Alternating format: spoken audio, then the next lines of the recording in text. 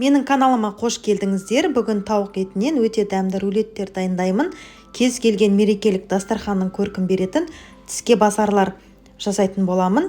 Ендеше видеоны соңына дейін қараңыздар. Менімен бірге болыңыздар. Өте керемет болып шығады және сіздерге ұнайды деген ойдамын. Бұл рецепті дайындау үшін тауық сандары, тәтті бұрыштар, пияз және саңырауқұлақ қажет. Ең алдымен пиязды ұсақтап тураймыз. Барлық заттарды алдымен ұсақтап турап дайындап аламыз. Ол начинкасына қолданатын боламыз алда. Келесісі тәтті бұрышты ұсақтап тураймыз. Жасыл түрінде қолдансаңыздар болады. Түрлі түсті қылып әдемі көрінетін болады. Осылай көргендеріңіздей барлығын ұсақтап турап аламыз. Одан кейін саңырауқұлақты да осылай тураймыз. Мен барлығын турап жасаған кезде барлығы екі-екіден кетті. Тек қана пияздың біреуін ғана турайсыз.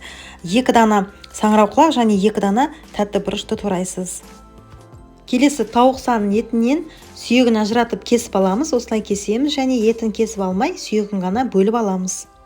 Және тауықтың сыртқы терісін қалдырамыз, кесіп алмаймыз. Яғни рулет орамасын жасаған кезде сыртқы терісімен бірге орап жасаймыз. Және достар, менің каналыма тіркелмеген болсаңыздар, тіркеліп қойыңыздар, қоңырау батырмасын міндетті түрде басып кетіңіздер, лайктарыңызды аямаңыздар, пікірлеріңізді қалдырыңыздар, міндетті түрде жауап беретін боламын. Мінекей, осылай сүйегін видеода көргендеріңіздей бөліп аламыз. Мінекей, осылай абайлап кесіп аламыз. Бізге тек қана оның еті қажет болады. Міне, сүйегін алып тастадым.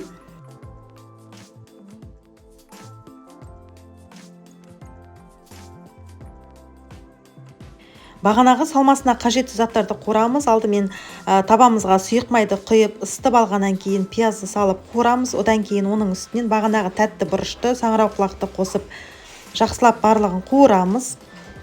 Аздап сары май қосамыз. Негізі сары майды қосу міндетті емес, қаласаңыздар, қоспасаңыздар да болады. Тек сұйық майға қуырып жасасаңыздар болады. Мінекей, салмамыз дайын.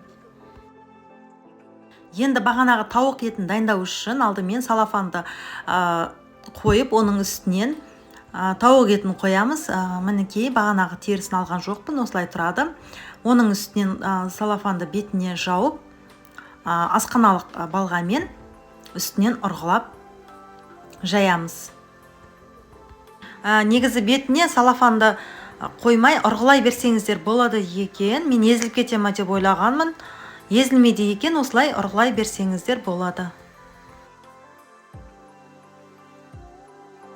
Енді бетіне барынша тұз себеміз, барлық жеріне себеміз.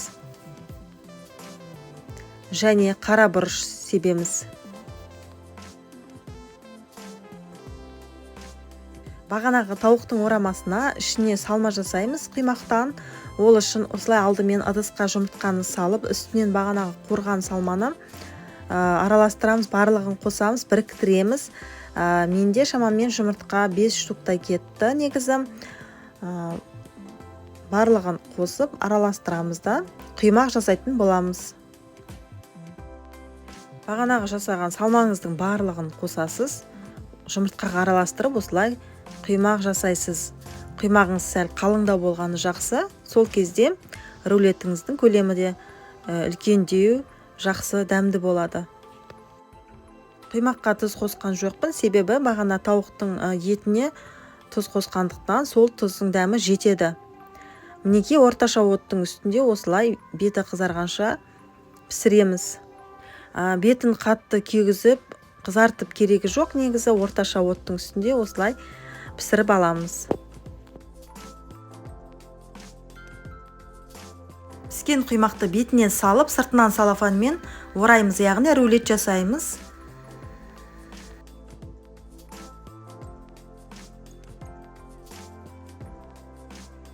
Салафанмен орап болған соң екі жақ шетін жақсылап байлаймыз, яғни нығыз болғаны жақсы, қаттырақ байлаған дұрыс. Және сыртынан жіппен, қалыңдау жіппен осылай байлаймыз. Тартып байлаған дұрыс. Өйткені қайнаған кезде, суға салған кезде жіп шешіліп, босап кетуі мүмкін. Видеода көргендеріңіздей жіпті тартып байлаймыз. Тығыз болғаны жақсы. Ең соңында осылай байлаймыз да қаттырақ байлаймыз. Шешіліп кетпеуі керек. Мінекей сыртын байлап болдым. Шетіндегі жіптерді кесіп алып тастаймыз. Осындай рулет болып шықты. Енді қайнап тұрған суға тұз саламыз. Негізі тұзды салып, осылай рулеттерді салып 45 минут қайнатамыз.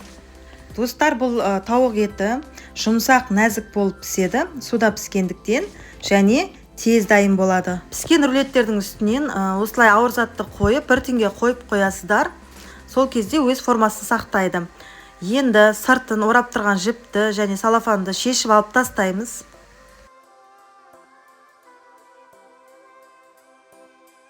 Мінекей, көргендеріңізде қазір кесіп көрсетемін. Өте әдемі рулет болып шықты. Дәмі де өте керемет. Жасап көріңіздер. Сіздерге ұнады деген ойдамын. Көп азық-түлік кетпейді. Тиімді, үнемді. Және қаласаңыздар, қасына осылай қызанақты кесіп қойсаңыздар болады. Піскен рулеттерді осылай тарелкаға салып, әдемілеп, сәндеп қойсаңыздар болады. Өте дәмді, керемет болып шықты. Мінекей, осылай салып дастарханға ұсынасыздар. Достар, сіздерге осы рецепт ұнаған болса, әлеуметтік желіде достарыңызбен бөлісіңіздер, көрсетіңіздер. Маған тіркеліп қойыңыздар. Көргендеріңізге рахмет. Сау болыңыздар.